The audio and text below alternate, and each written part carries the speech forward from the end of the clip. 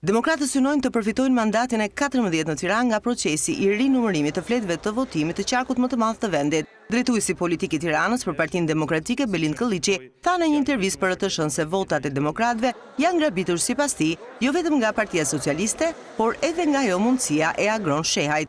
Do të kërkojmë në mënyrë të padiskutueshme mandatin e 14 në qarkun e Tiranës, që i shkon Partisë Demokratike, pasi dihet tashmë botërisht që ky mandat ndahet me një grush votash në Partinë Demokratike, me Partinë Socialiste apo Partinë Mundësia. Por zgjedhjet kanë të dyja anët e medaljes. Në njërin anë manipulimet e kryera sipas PD-s prej shumicës dhe në anë tjetër performanca e vetë kësaj force politike. Ndaj për Belind Kolliçin, demokratët duhet të nënshtrohen në vjesht procesit e analizës së brendshme.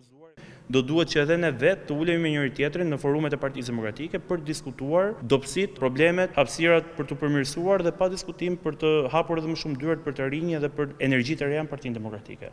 Gjithashtu demokratët do të duhet të marrin vendim edhe për aksionin e tyre politik për legjislaturën e re parlamentare që nis në muajin shtator. Kolliçi rikthehet në kuvend duke ofruar si kundërthot modelin e një politikani të ri, të papërfolur në afera të palishme.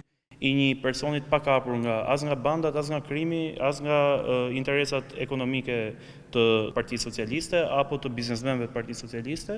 E deri në muajin shtator, fokusi i Belind Kolliçit dhe Partisë Demokratike do të jetë avokatia para faktorit ndërkombëtar për çdo akuzë të ngritur për zgjedhjet e 11 majit.